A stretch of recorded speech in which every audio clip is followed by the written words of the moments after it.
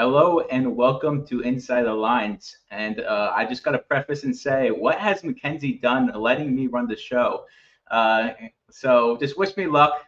I'm learning as we go. We're just going to show the model. We'll show our best values. It's not as structured because we don't have the female presence today, getting everything designed before. So we're just going to take this as it goes. I'm going to add Steven and we'll get started.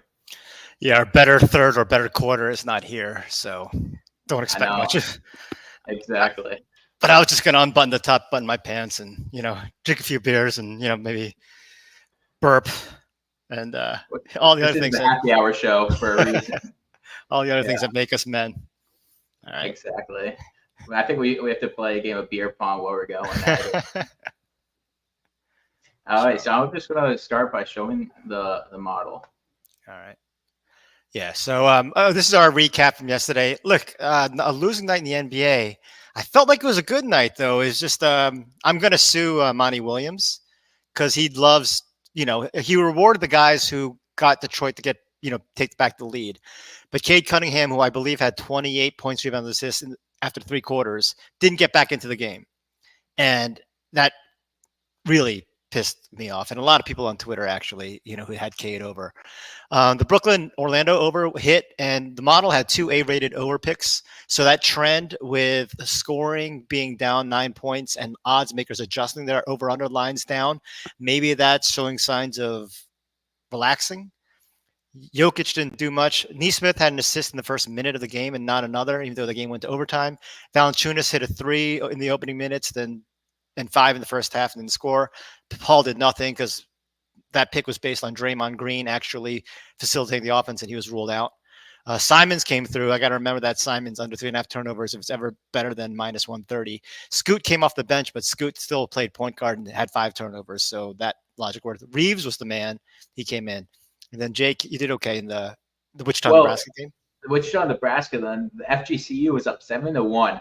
And they won the game, but they didn't cover the minus 1.5. And they're the away team there. So it's not like they got the bat last and they could only win by 1 on a walk-off. They were up first. They were up 7-1, and then it was 7-5 in the bottom of the 8th. They gave up 2 runs, and it was just rough. But Austin Reeves, wasn't his trend like 13-1 yesterday? So that was a really strong trend. Yeah. That was an easy one. Now it's a 14-1 trend. 14-1 trend. So we should go to the NBA. Yeah. Why not? All right. I'm going to switch it around. What do you think about this Phoenix-Boston game? The line steamed. It was more. It went from minus 4.5 to minus 6. Now it looks like it's the consensus line's back down 5.5. The majority of the public's on Boston. Do you think Boston's going to take them without Porzingis? I like Boston here, but I actually was looking at Bradley Beal under 18.5 in this game. We have him at 17. He's averaging, I think, 19 in his last 10 road games, but a couple of those are because he had 31 where that was a home game. But one of the games he had his 43-point game against Washington on the road.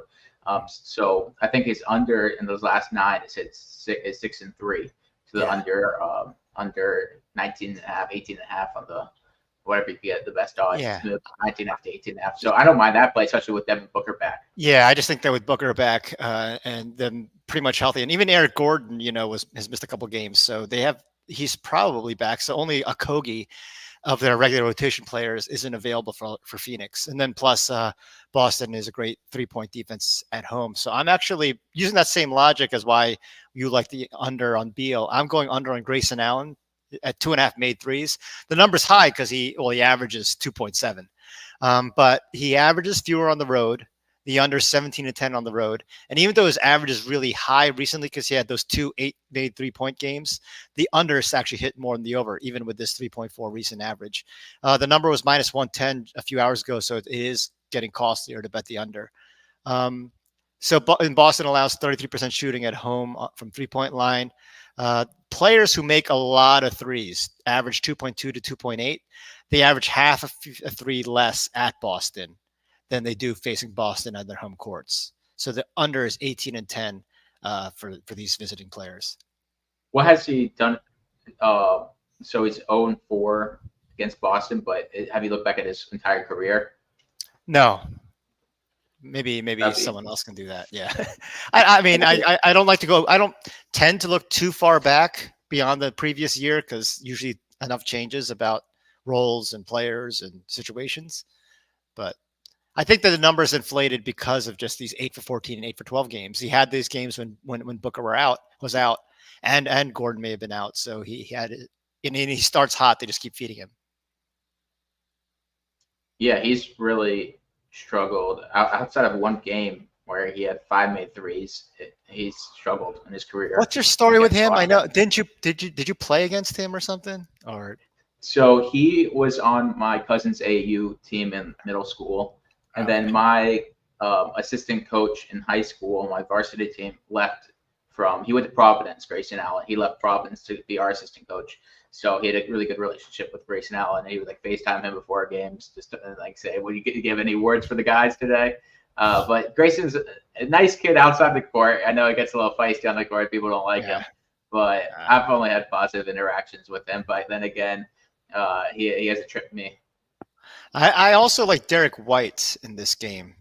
What do you think of him? I didn't. I mean, I don't mind the Derek White play. It's so weird because when they first traded for him a couple years ago, he was so bad, and then he kind of got things going up in the playoffs. So like I had to take a negative look at him, but now I've been on some Derek White plays. He's been good to me this year. 13.5 points at the line, and that seems low because I know he's averaging more than that. I wonder what he's done without Porzingis specifically.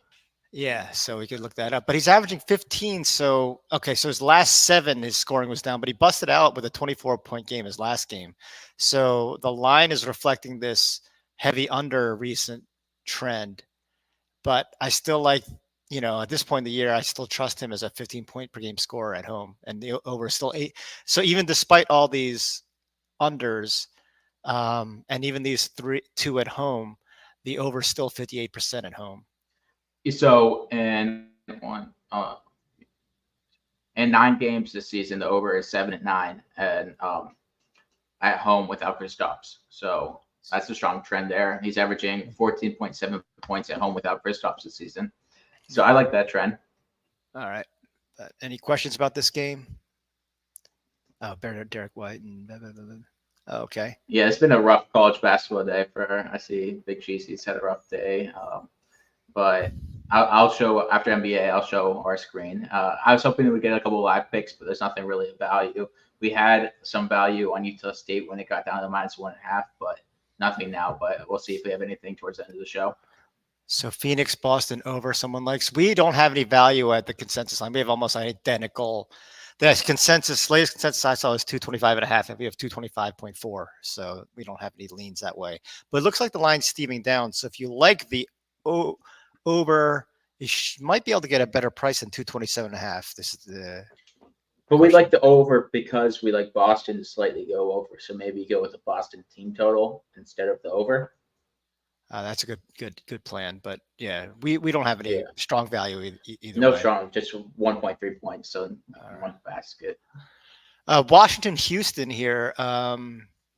The steam, and it's funny, earlier in the day, the public is still leaning on Washington because they had 2 actual wins in a row, but then they got killed by Memphis on the road. Really like Houston in this game. They play, pretty well at home, especially. I'm going to go with a Dylan Brooks. I said the other day that I didn't want to go with him, but he did deliver the last time I took him at 1.5 made threes. Not a lot of support. I tend to be wordy, and so usually you see more words on the left-hand side. But the trends aren't really with me. I mean, the big trend that's with me is the 1.9 average, right? The over's 13 and 13. And but guards who average comparable 3-point production as Brooks are on a 9-3 overrun versus Washington. And he had this kind of really nasty post All-Star game stretch, with he had this 4, but 1, 0, 2, 0, 1, 1. But he seems to have broken out of it with a pair of 2 made threes. Big Cheesy hammering some Jock Landale props today. Yeah. What do we have for him? I mean, we have model value. Yeah, at plus money on over 8.5. We have an 8.8 pick. I like that too. He's played 26 minutes the other day. He's been increasing his minutes every day without Porzingis. So it looks not Porzingis. Oh Shingun. yeah, without Shingun, yeah. Yeah, I get my all the yeah teams get foreign foreign especially this part of names. the Yeah, season, yeah, everyone's all lumped together. yeah. But interesting that we have him at 7.5 rebounds. So, but it looks like his rebounding hasn't been great. So maybe a points plus rebounds because we have value on both. Hmm. Yeah, he hasn't been So rebounding a ton, but that's a minute it function of looks like minutes. it's interesting. His assist numbers have been pretty good in those games, last 3 games. Um, No, when he's one of those guys when you watch him play, it's like, oh, he's better than his minutes. yeah, But he's like a he, Shingun like yeah, like he's not gonna put up 43 points like Shingun did the other day, but he's productive. the other pick that I liked the other day that hit was uh not Jalen Green's. What I get is I can't remember. I thought I got Jalen Green maybe turnover prop, but I don't think there's any value there. Let's see, the next one we got here is Clippers Chicago. So this was a surprise to me that the line hasn't seen that Kawhi looks like he's going to go, even though he left early with a hamstring injury. And that usually with Kawhi, you would think that he's a sure thing to sit, but it doesn't look like that's the case. But the lines haven't posted for a lot of the Clippers side. So I'm looking at the Chicago end with Kobe White out. The value that was that? Looks like Desunmo looks like he Yeah. has some good value. Is that Yeah, he's been playing a ton. I know we had him and he had like He his didn't worst come through. game of Yeah, the yeah, season. yeah, yeah. Like he's coming off a 20-point game. Like When I took him, he went 4 for 14 and over 5 from 3. I and then believe I since then had he's been really good, except for one I game. He's been I really believe good I had since then. over 14 and a half points as a prop play, and he was over 14. And he started like over something. But yeah, he's I didn't think the value was there. I mean, we have value there. He actually have better model value on Desunmu over Caruso, but I like Caruso more. Even though, yeah, like I said before, Desunmu is someone that apparently my brother-in-law knows his father. Strong home split for Caruso, 18 and 10. And most importantly, when he plays 30 or more minutes. Now, before the show, Derek was telling us that apparently he's got Caruso doesn't practice because of injury concerns, but he plays. And yesterday he hit 5 threes. Again, over 16 and 9 when he plays at Practice. least 30 minutes. Yeah. He had so he's coming in seeing the steam is I think also it's been hovering around minus 130. Actually, it's better than minus 135 earlier today. DeRozan 36 and a half. We have 35.8. So I don't know if we have any value on one particular line. We might have under on his rebounds. So maybe there's stuff on his points and assists. Let's see what we got here. We actually like over on his assists if you get plus money over 5.5. And we like over on his points. So it's the rebounds that we don't like. We have under 4.5 rebounds, which is why we don't have PRA value, but the points and assists we like. So I was just looking at Desunmu on OddsJam. You get him at 23.5 on FanDuel, but every other book has him at 24.5. So I mean it's a little heftier. The price at minus 128, but it's minus 115 at 24.5. So I don't mind playing that at FanDuel. Yeah, so maybe the rebounds is obviously the recent trend is very strong with DeRozan. With 9, 8, and 8, I guess. But so this is a season play, right? We're projecting a season. He's only averaging 4.3 rebounds for the season, and if he's been recently averaging upwards of 7 plus. That's so yeah. It's whether you think he's running hot. I don't know, and maybe if a guy like Drummond, I wonder how many minutes he'll play. I mean, I know there's Zubac. Would they sit him with the relative lack of size for the Clippers? I don't know. Yeah, it's interesting because it feels like Drummond's like a game-to-game basis by his minutes, and so is Zubac. So it really depends how much Zubac plays for Drummond. So that's a play that scares me a bit. Yeah, so if Drummond plays a lot, then they might just and he'll just let him clean up the boards. Versus if he doesn't play, then all of a sudden guys like DeRozan will get his 6. Philly, Milwaukee. Philly's been horrendous. They just can't score. 79, 79, 95 the last 3 games. So I am not confident in our model value leans Philly and the over. I am going to go with Kelly Oubre because he's the only one playing with any kind of fire. It seems like if you watch him, he hit 3 threes the other night, and he took it to the hole, dunked it on someone for an and one. It seems like everybody else is kind of playing scared and passively. So I'm hoping that he gets his regular his recent workload. Just the number of threes that he's attempting, the last 6 games is very high. So I I have a lot of confidence that he'll take at least 6, and so I'm just banking on him having a average day, a 2 for 6. I saw Oubre's first quarter over under is 3.5 points. I was looking at that. That was one of the odd sham fantasy value plays. I don't mind that play, but then again, Philly scored 15 or less points in like 4 straight games in the first quarter. They don't score in the first quarter. He does seem to be a heat check guy. Like he wants to see if he's hot. He likes coming out, firing that first couple to see.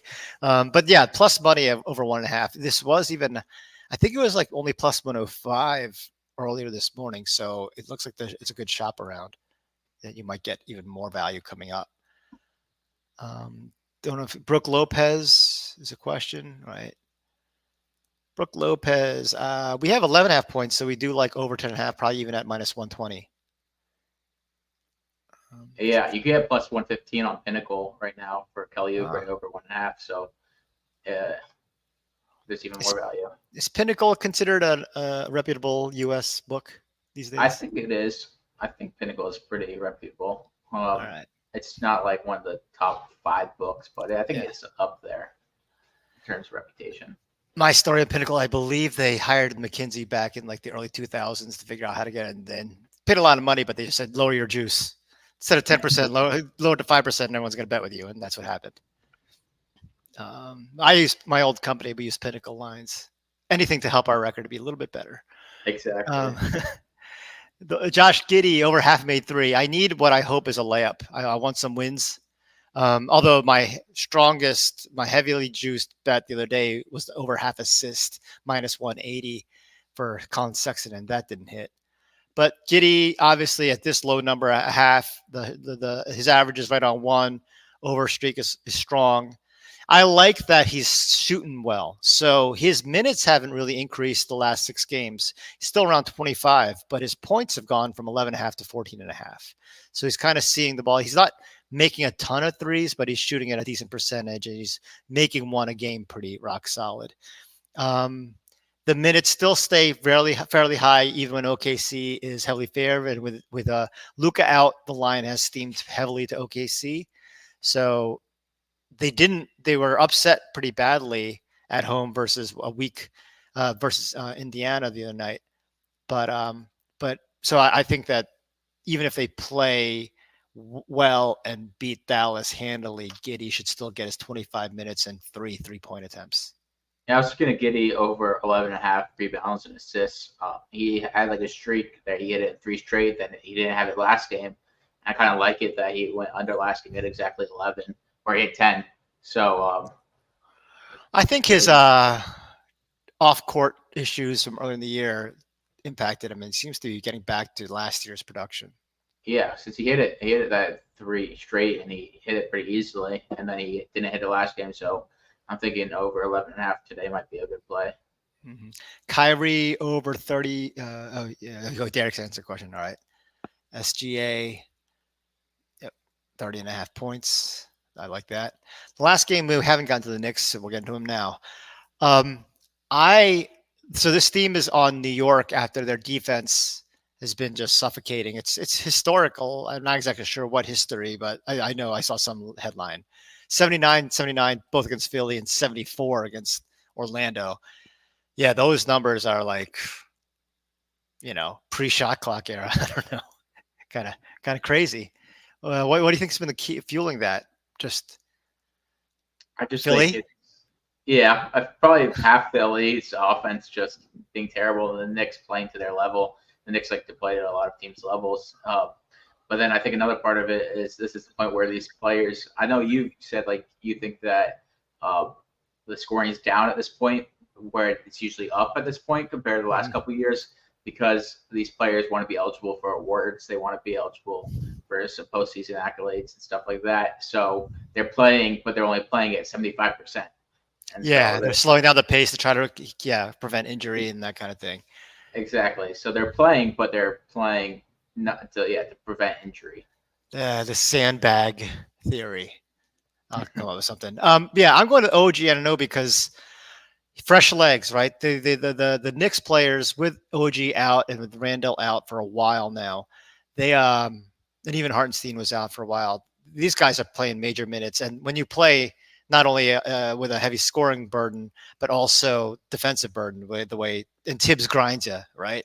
So Anunoby's injury was his elbow injury, and it was a shooting elbow, but he came back well. His one game back, he hit 2 threes, shot 6 for 11 overall. 2 for 3 from 3, 2 for 5, I think, from 3-point range. I think I read that wrong. I was going to say, if it was 3, that would scare me a Yeah, little. yeah, That yeah. he only shot 3 times. Yeah, that was my point that he actually took 5 of them. So his elbow doesn't seem to be hurting him, and his legs are fresh because he took 6 weeks off. So he does have a lower road average overall, but it's still above 1.5. And this was plus money. This was like plus 110 earlier today. So just when I was about to enter plus 105, plus 100, it flipped on me at minus 103. And I was like, truth, I want to be honest. So I gave the best price now. But yeah, the over is 6-2, his last 8. Obviously, most of those were before his injury. And for Portland, Jeremy Grant, who would be with Randall out, the starting forwards have a lot of times been Josh Hart and him. So OG is basically playing power forward, like a stretch power forward, right? And that would be the position that Grant, who's known for his defense, would typically cover. So and then the backup for Grant is also out or possibly out. So there might not be a good long defender for OG. So he should be able to shoot over whoever's checking him. So I kind of like that play. And he's hit this in 7 of his last 8 versus Portland. Yeah. So that's nice too. Josh Hart over 9 rebounds. I know I had a double prep from at plus 140 last game. I wish I had a triple double. He had 19 rebounds. He's ridiculous, insane. Yeah, I'm never. The model is always fading his rebounds. I'm not. He's too good. Well, it's interesting. So up until I think that game against Utah, where he had a triple double on January 30th, I think that was his first triple double of his career, and he's had 3 more since. So his assist numbers are there. I know at one point before they really adjusted in the books, his rebounds plus assists was a wagon, and then some of these players got hurt and they were over adjusting it. But now I think it's pretty much settled into like 14. Listen, he was a great player in college, except for that one year they got upset early and cost me the Nova pick. But he wasn't. Where does this rebounding come from? I mean, he was always a good rebounding guard, but not. He averaged 5.6 rebounds in college. It's a weird. I can't think of a player who had that kind of development as a rebounder. For his career in college, it was 3.8 rebounds. Oh no, 5.5, 3.8 defense. Yeah. Anyway, yeah. It doesn't make it's an interesting career progression. I guess more space. I guess, but it's so weird because like then again, like Brandon Miller I've talked about this year, like was a really good rebounder last year. His rebounding numbers are down from college, and so I mean, but Josh Hart's been in the league for a while. Maybe he's just found the secret to getting all these boards. He just knows where to be at the right time. Yeah, it's all energy, right? It's all effort. Blanton, Chris Murray should play more minutes. Yeah. So we won't have value on him having a triple double, so I have no idea to calculate that. But I could tell you his best value to get a triple double on OddsJam. Yeah, I have to do the exact probability. My old site, I used to do the exact probability, but to run the projections to update, it would take like 10 times as long as the current stuff for Sportsline. So that's why I don't really do that anymore. But I should. So if you are in Florida, like Steven and I, you could get Josh Hart triple double plus 2,500, and then on BetMGM it's 1,350. So you're getting pretty good value, and FanDuel is plus 1,500. So you're getting a lot of value on the Hard Rock. So maybe everyone should move down to Florida like us. Are you? Do you think? How many people are watching right now? Probably not that much. Not enough to move a line, right? I don't know. Probably not that many in Florida alone. It's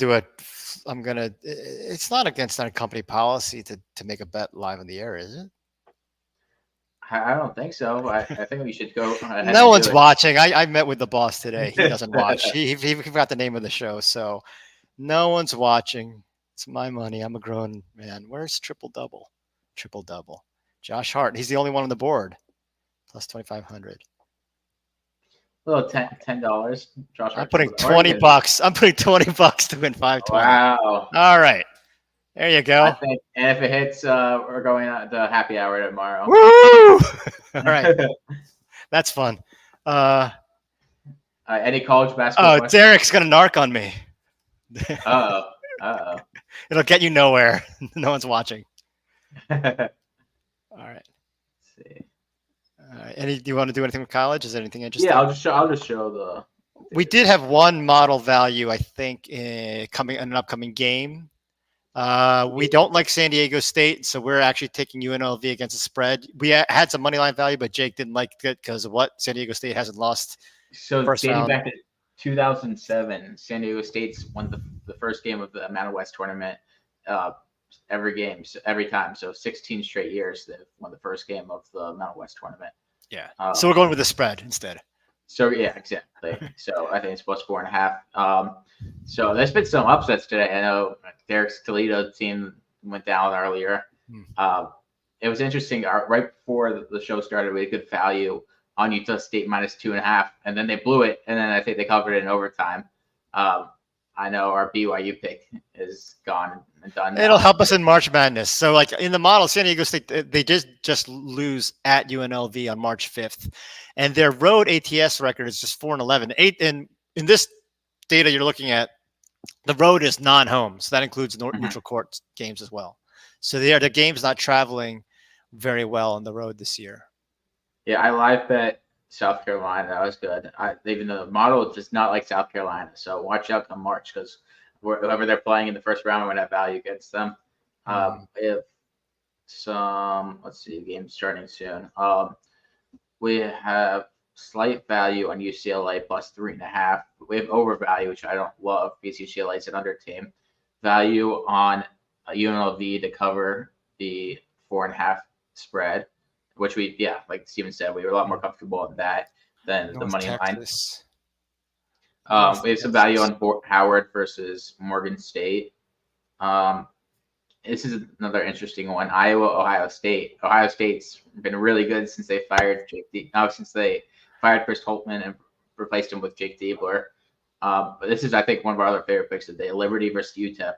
Like we have value on Liberty to win the conference tournament, and they're only at minus 3.5. This could be a good live betting opportunity, depending on how the game flow goes. I think that's about it. I know we like North Texas by 6.5, so there's a slight lean for North Texas for big cheeses. Yeah, Creighton, Providence. I had Providence. Providence is dead to me.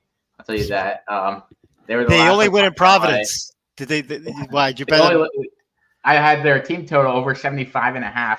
They had 38 points with like 5 minutes left in the first half. They finished with 40 points at half, and then they finished with 74. So, yeah, they were up by too much. Exactly. And Georgetown started coming back, and I was like, hopefully they foul. And they fouled once, and then it was 10 points. Let's see. A slight value on Dayton versus Duquesne. We have some overvalue there as well. We don't have a ton of value, but maybe I'll for some of these games tonight, I'll be running the live model, and you can hit me up on Twitter or X, and I'll give you some of my plays. But yeah, so just a recap. This is the recap for the NBA tonight. Yeah. Oh, is it Florida, Georgia? Florida, Georgia, part 3. Both games have been really good. So let me share it. Yeah. So this is just our bunch of 3-8-3s. Yeah, exactly. Well, this is the actual thing where I record my picks because the profit line is probably often the critical one. I was realizing I was taking all these plus money bets and not getting proper credit for it if I was for a 3-3 or a 4-3 night. All right. I think that's enough, Jake. I think we did fine. I think we did great. I don't think we need to. This is. I need to find A+. how to play the outro, but I'll find. I should have done this from the office because I go in for a raise right now. Yeah, and of course, we'll hit on Josh Hart, and that'll make our day. All right. Yeah. You'll see none of it.